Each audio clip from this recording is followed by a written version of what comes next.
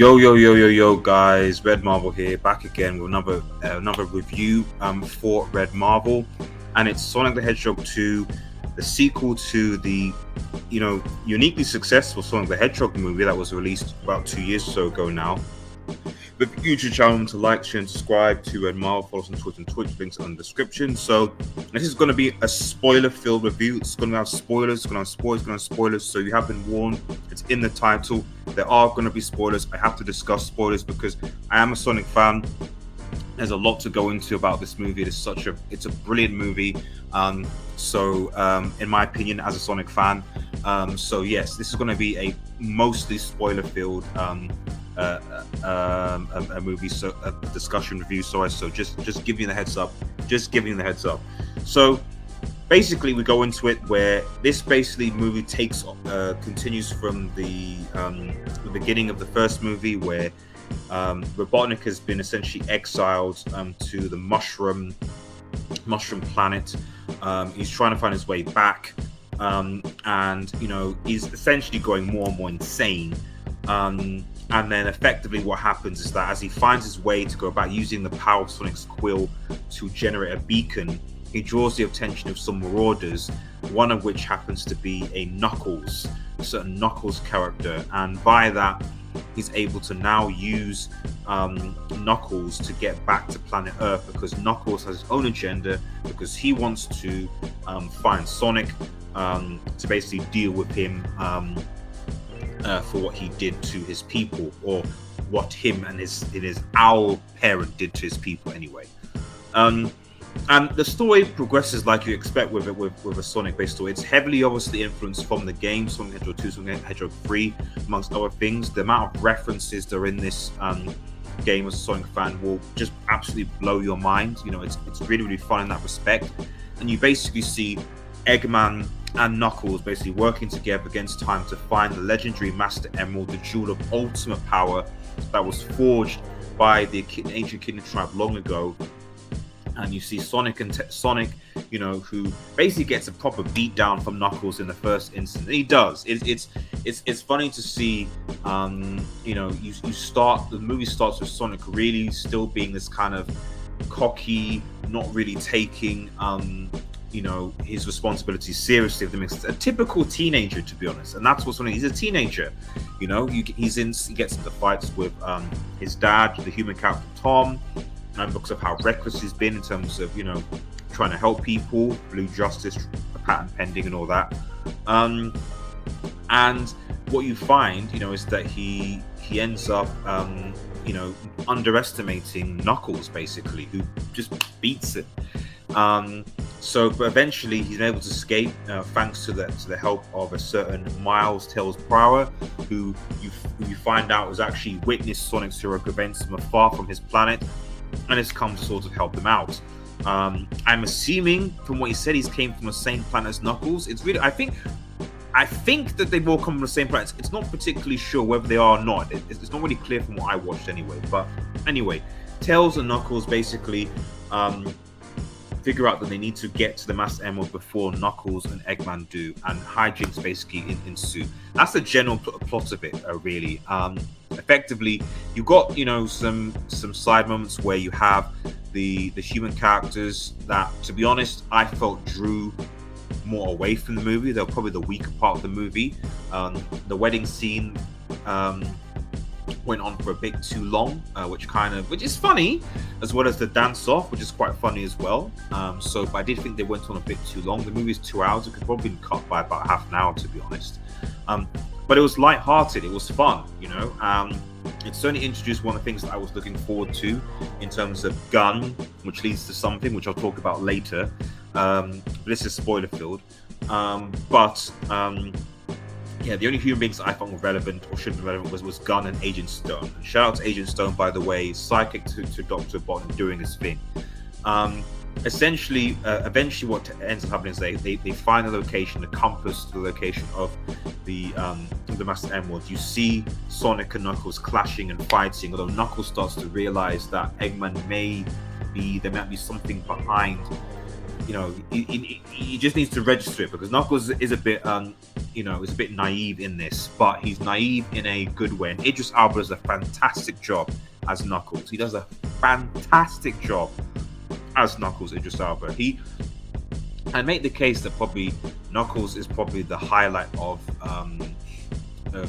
this movie in terms of the best performance. Because I think I like the Tails and Sonic dynamic. I like the whole fact that they you saw elements of their friendship, that they get to know each other, and also the fact that you saw at the end as well that Sonic really gave Tails belief, confidence in himself. Tails is a character that was very insecure about his own abilities, being a freak and so on. And Sonic being the older brother, really inspiring him to go above and beyond who he actually is. I love that, and that's what I love about this movie. It's a feel good, family friendly movie. That's what I love about these movies. It doesn't have any political agendas or having to drive a meaning or whatever. Like it's just a feel good movie that focuses on the core elements of like friendship and building each other up. So, and loving your enemy almost. Because it comes to the end and you find out. And Robotnik inevitably turns on Knuckles when he gets the Source Ultra power and becomes this kind of weird Magneto type figure. And Knuckles is almost left for dead. But Sonic rescues him, overcoming his own fear of water. Knuckles then rescues Sonic because Sonic basically risks his life to save Knuckles. And they form a team, and they're a team, and he forms his clan. And so Sonic tells Knuckles, Team Sonic heroes. They come together to fight the final boss, which is Death Egg Robot. Robotnik, full-powered Master Emerald, let's go. And by ingenious battle tactics, where they're like, okay, we're going to try and do things by ourselves, but they work together as a team. And by working as a team, they're able to distract long enough to basically get the Master Emerald back. And then, okay, here's where we go into intense spoilers. Supersonic. My guy, Supersonic. Brilliant design. I didn't expect to see Supersonic. I avoid a lot of spoilers. I'll tell you guys, I avoid a lot of spoilers. But I did not expect to see Supersonic, man. Supersonic was absolutely freaking amazing. And you could see the change in Sonic's attitude, the seriousness when he became Supersonic, and how powerful he was. Clearly, because there's a lot of things in the mythos that I'm interested to see how they will elaborate on.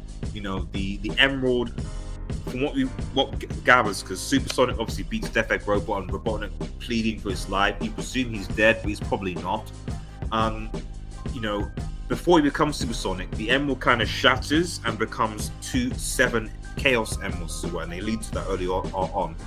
And from what I understand, it looked like the emeralds, the 7 emeralds, were merged with the Master Emerald.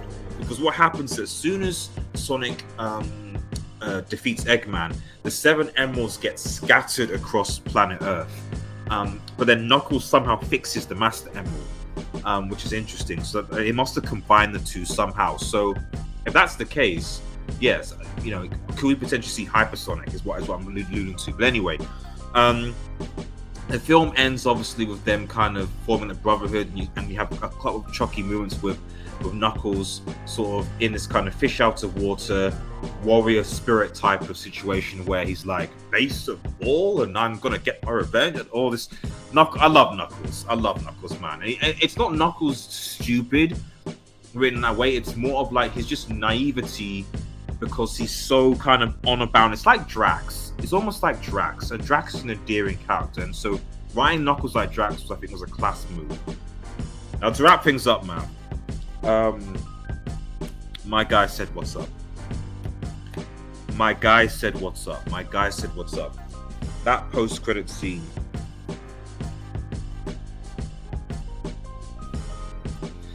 My guy said what's up. They went there. They showed the black and red, the Don. They showed Shadow the Hedgehog man. They didn't wait. They went Shadow, man. I knew they were building up to it, but I didn't think they were going to show it in the movie, because they introduced Gun as a sort of essentially the organization that was created by the government in response to terrestrial threats. So there's a lot of foreshadowing to that. But at the movie, you find a cutscene to the gun commander, and they basically talk about Project Shadow that was discovered 50 years ago, which was obviously based on the game Signature 2. And literally, you see Shadow like he comes out of the container, and you just see him just there, and he looks amazing. He looks amazing. And it's going to be interesting. And I'll end with this. It's going to be interesting going forward, because I don't want your thoughts on the comments, guys, but in the Sonic Adventure 2 game was one of the most story-heavy games in the Sonic franchise. And I'd be very hard-pressed if they can condense that story into a 2-hour movie. But more importantly, unlike the game, where in the game Shadow is discovered by Eggman, which is his grandfather, I don't know how they're going to play this way, because it almost looks like, because Eggman's defeated, he's gone. Agent Stone is around, so maybe Agent Stone might be involved. I don't know, because you see he's with the gun, so maybe he might be the one that might get a hold of Shadow, possibly. But I would like to see a situation personally where they do something a bit different with the character, where rather than Eggman find him, if I'm Sonic, I want the way that Sonic 3 to be written. What I want to see is, I want Gun to be the ones that are manipulating Shadow in order to basically, because now Gun are aware of the Chaos Emeralds and the power, they presumably want to use that for government reasons, to harness that for various reasons, for essentially weaponizing the military, for sinister reasons, basically, so army, things, etc. And they want to use Shadow to basically collect or get those Chaos Emeralds. And they will manipulate him to do so by brainwashing him. But then, as the story progresses, Shadow starts to begin to remember his past and stuff like that, and how Gun screwed him over. But in the process, he comes into conflict with Sonic, because people are mistaking him, Shadow, for Sonic, and so they sort of clash. And then Sonic gets involved that way, as well as the other team. And then you probably get a Robotnik involved by a Metal Sonic, who I hope also gets introduced. Because maybe Robotnik also is like, well, oh, okay, they're now split. I still want to achieve that ultimate source of power, but instead of doing what I did before, I'm going to go via the Metal Sonic route and use my attention to do that way. And so hopefully you get a situation where you have Sonic, Shadow, and Metal Sonic in a sort of a face-off for different reasons, going for their own particular agenda. That for me would be what I like to see the movie play out, rather than trying to sort of just completely adapt the Sonic Adventure 2 mythos. But that's my personal opinion. Anyway, guys, what are your thoughts on Sonic the Hedgehog movie? Let me know. Again, spoilers and spoiler review, but I loved it. I certainly recommend you go and see it. As a Sonic fan, it's a solid 4 out of 5.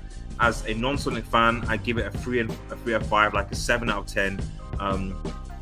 But I just think there's something there for everybody. If you're not a Sonic fan, you'll appreciate it as a nice feel-good movie.